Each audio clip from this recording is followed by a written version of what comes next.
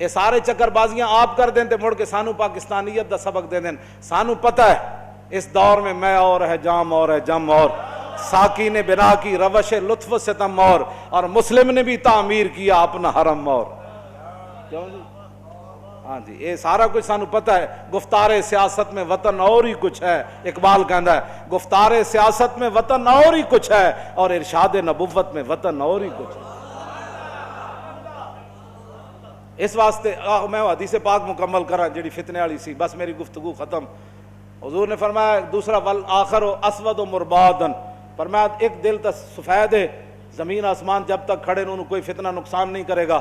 دوسرا دل جڑا کالا سیاہ ہے اور سوادی طرح ہے, اور کلکوز مجیخن اس برتن کی طرح جس کو اوندا کر دیا جائے ایسے. لا یعرف معروفا ولا ینکر منکرا الا ما اشرب من ہواہ. بس اے گل ہے جڑی سمجھ لو کہ تسی کسی نہ حضور دی عزت دی گل کردے ہو تے انہوں سمجھ کیوں نہیں آندی, تسی نہ موسی رسالت دی گل کردے ہو سمجھ کیوں نہیں آندی. کیوں جی؟ تسی جنگ یمامہ دا واقعہ بیان کردے ہو انہوں سمجھ کیوں نہیں آندا. 1200 صحابہ تے شہید ہوئے نا جنگ یمامہ وچ, تے جڑے زخمی ہوئے حضرت ام عمارہ جدو واپس گئیاں تو انہاں دے پوترے نے پوچھا, انہاں کہا یا جدتو کثرت الجراح فی المسلمین, انہاں کہا دادی جی تسی جنگ یمامہ جو واپس آئے ہو ہاتھ کٹا کے زخم کھا کے, اور دسو میں تے سنیا ہوتے بڑے صحابہ زخمی ہوئے. تے آپ نے فرمایا پترا کی پوچھدا, ما یصلی ما خالد ابن الولید من المہاجرین والانصار الا نفر یسیر. فرمایا پترا کی پوچھدا, میں اتھے ویکھیا کہ ہزاراں صحابہ کٹے ہوئے جسم دے نال شدید زخمی خیمے چ پے ہوئے سن, 10 تو 15 صحابہ صرف خالد بن ولید نہ با جماعت نماز پڑھ. اتنی وڈی جنگ صحابہ کی تھی, جڑے شہید ہوئے ہوتے 1200 ورنہ زخمی بچے ہی کوئی نہیں. اے خالد بن ولید نہ جڑے پڑھتے سن وہ بھی زخمہ نال چور و چور سن, لیکن خیمے تو چل کے تے جتھے خالد بن ولید نماز پڑھاندے سن اتنی جگہ وچ وہ پہنچ جاندے سن چل کے بس, ورنہ خالد بن ولید خود بھی شدید زخمی سن. ہاں صحابہ کہندے نہ یہ جنگ اسے کدی پہلے لڑی نہ کدی بعد وچ لڑی, جنگ یمامہ.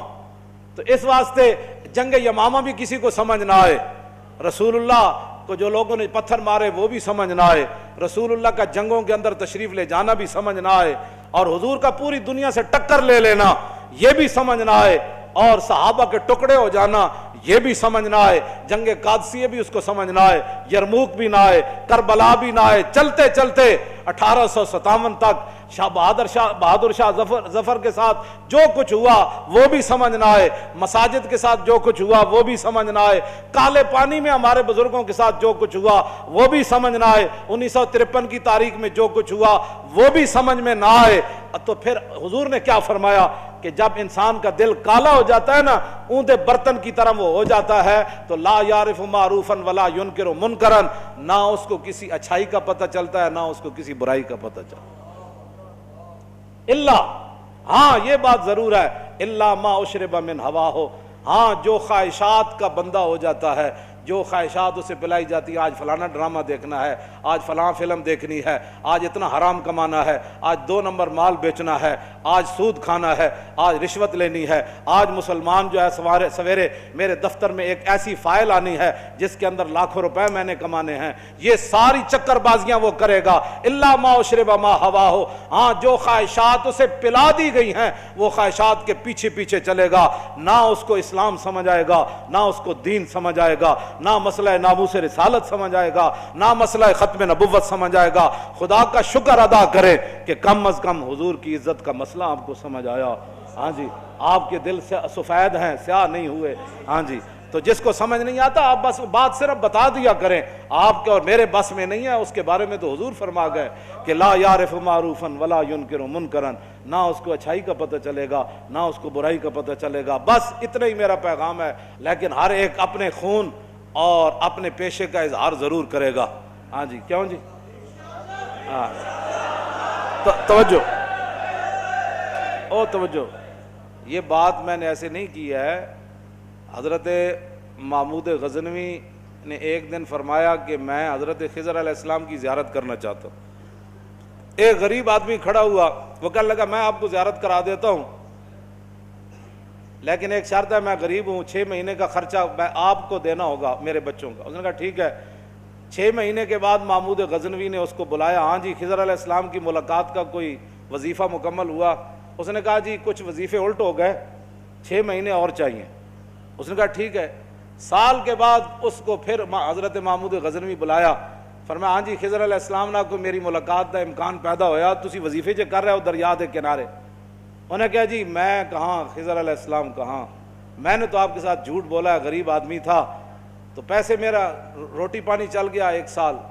تو محمود غزنوی کا مجلس لگی ہوئی تھی، ہزاروں لوگ موجود تھے، غوث بھی تھے، کتب بھی تھے، ابدال بھی تھے، محدث بھی تھے، مفسر بھی تھے۔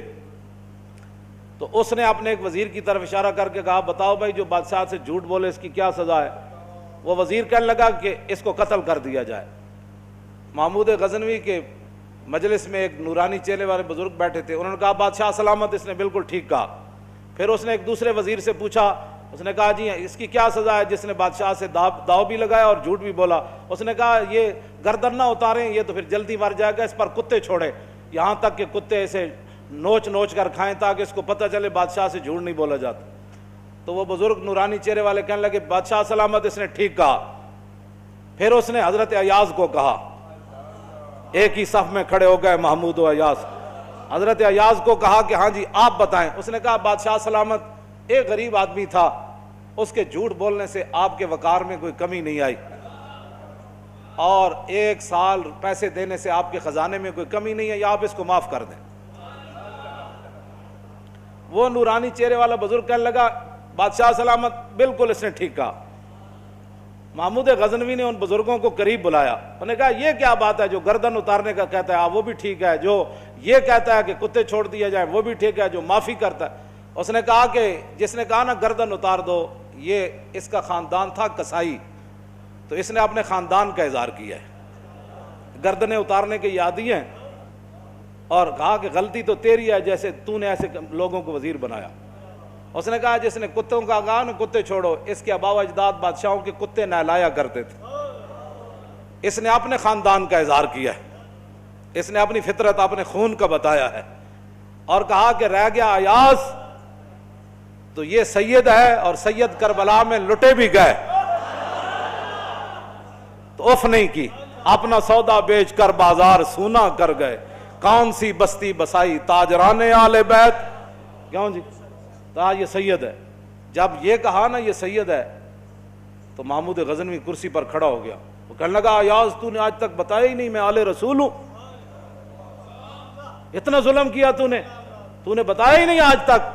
تو حضرت ایاز فرمانے لگے کہ اچھا میرا راز ان بزرگوں نے کھولا تو میں بھی آپ کے سامنے ایک راز کھولنا چاہتا ہوں۔ انہوں نے کہا جی وہ کیا ہے؟ انہوں نے کہا یہ جو بزرگ ہے نا یہ خود حضرت خضر علیہ السلام۔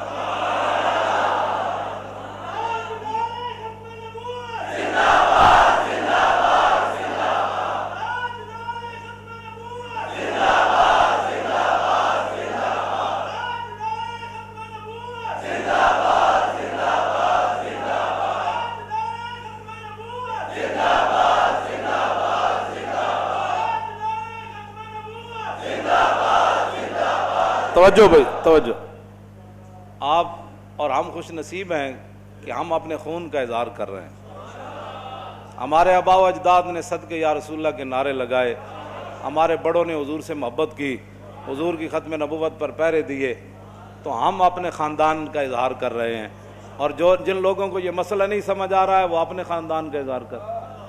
ان کا اپنا خاندان ہے، ہمیں ان سے کوئی غرض نہیں ہے، ہمارا کام ہے مسئلہ بتا دینا۔ ہر کوئی اپنا خون اپنے خاندان کے اظہار کرتا ہے، تو دعا کریں اللہ تعالیٰ تا صبح قیامت ہمارے خون بھی یہ اثر رکھے اور ہمارے خاندانوں میں، کہ ہماری نسلیں بھی ایسے ہی لبیک یا رسول اللہ کا نعرہ لگاتی ہیں۔ مزید ویڈیوز اور اپڈیٹس کے لیے یوٹیوب پر علامہ Khadim Hussain Rizvi official channel subscribe کریں اور بیل آئیکن پر بھی کلک کریں۔